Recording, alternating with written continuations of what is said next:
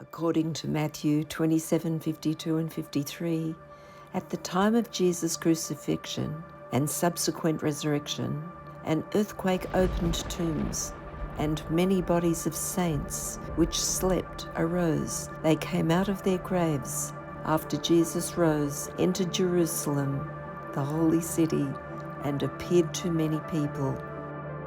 This is our blessed hope. Everyone talks about the four horsemen: war, chaos, collapse. But almost no one asks this: where are the believers when it starts? Because if you follow the sequence carefully, they're not on earth. Before anything breaks loose on earth, the scene shifts to heaven. John is taken into the throne room. This isn't abstract. This is structured. A throne, authority, order, beings, worship. Then something appears. A scroll. 7 seals. Completely locked. This scroll represents what's about to unfold on earth. A voice goes out. Who is worthy to open it? No one steps forward, not in heaven, not on earth, not anywhere.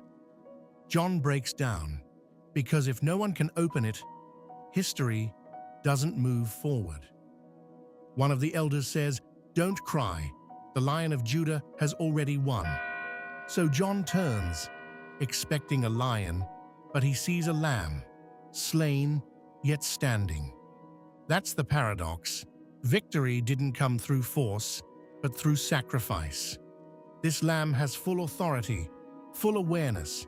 Nothing is out of control. Now here's the detail most people skip. Around the throne are elders, and they say, "You redeemed us from every tribe, language, people, and nation." That's human language. They're not described as angels. They're redeemed people from earth. And where are they? In heaven. Before a single seal is opened, they're holding bowls full of prayers, meaning nothing spoken to God was wasted. Then the scale explodes. Millions of angels, every creature, all declaring, "He is worthy." This is total alignment. Everything recognizing who holds authority. Then it happens. The Lamb steps forward and takes the scroll. This is the moment everything shifts. Seal 1, Conquest. A rider on a white horse appears. Controlled, strategic. Influence spreads, not chaos yet, control. Seal 2, War. Peace is removed from the earth, not reduced, removed. Conflict escalates fast. Seal 3, Collapse. Now, the economy breaks. Basic food becomes expensive. You work all day, just to survive. Seal 4, Death. Everything combines. War plus scarcity plus instability equals widespread death. Not random, systemic. This isn't random destruction, it's layered. Control, to conflict, to collapse, to death. A full breakdown of human systems. And while this is happening, heaven isn't panicking. God isn't reacting.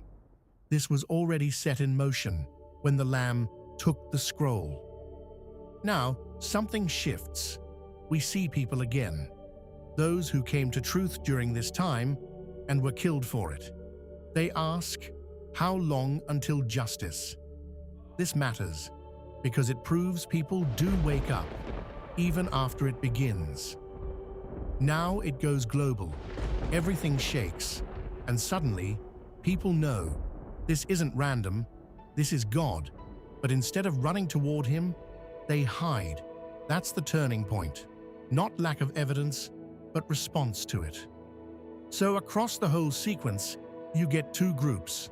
Group 1, already with God, present before the seals. Group 2, wake up later, forced to choose under pressure. Some stand, some don't.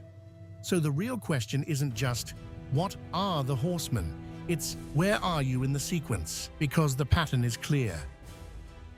Presence to opening to collapse to response. And when truth becomes undeniable, which direction do you run? So here are some questions that skeptics would ask. So what you're saying is that people are already in heaven before the chaos even starts? That sounds like you're reading that into it. Not reading into it, just following the sequence. The throne room scene happens first. Redeemed people are already there before the seals open. Or those elders are just symbolic. They could be angels, or could be a metaphor for believers in general. But they say they were redeemed by blood from every nation. That language is used for humans, not angels. Angels aren't redeemed. Symbolic language can still represent humans without meaning they're literally already in heaven at that time. Sure, but even symbolic visions follow structure. First, throne room, redeemed people present. Then, seals open, judgment begins. That order matters. Unless the book is not chronological. A lot of scholars say Revelation cycles through the same events from different angles. That's fair. But even in cycles, scenes still communicate relationships. Why show redeemed people in heaven before showing global breakdown? Because the point might be identity, not timing. Like, this is who wins at the end, not this is when they arrive. Then why include details like prayers in bowls, a completed redemption song, reigning language? It reads like something already accomplished. Or it could be something guaranteed, so it's described as complete. Okay, but then look at what happens next. The seals bring conquest, war, collapse, death. That's a progression on Earth.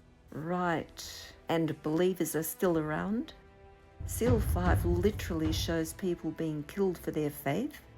Exactly, new believers. People who wake up during the chaos. Or they could be the same group continuing through it. Then you've got two descriptions that don't line up cleanly. One group already crowned and reigning, another still suffering and waiting. Okay, or it's two perspectives of the same group, heaven's view versus earth's view? That's possible. But then the question becomes, why separate the scenes so sharply? Well, because Revelation is dramatic. It uses contrast to make a point. Exactly. And the contrast is the point. Security versus collapse. Presence versus judgment. You're still assuming a removal event, though. The text doesn't describe that happened here. I agree. It doesn't describe the mechanism here, but it clearly shows the result. Redeemed people in heaven before the seals. So, your position is based on implication, not explicit statement. It's based on observation of the sequence. But couldn't that just be theological storytelling, not a timeline? Then you still have to explain why the story is told that way. And you have to explain why believers are shown suffering later. Which I do. People respond at different stages. Some before, some during. Well, that's convenient. Or consistent with how people respond to truth in general. Let me ask you this. What's the main point? Escape or warning? Neither. Alignment. Okay, can you explain that? The sequence shows two things at once. God isn't reacting. He's in control. And people still choose how they respond, even under pressure. So whether someone agrees with your timing or not? They still have to answer the same question. Which is it? When everything becomes undeniable, do you move toward truth or away from it? That's actually a better question than arguing about timelines. Exactly.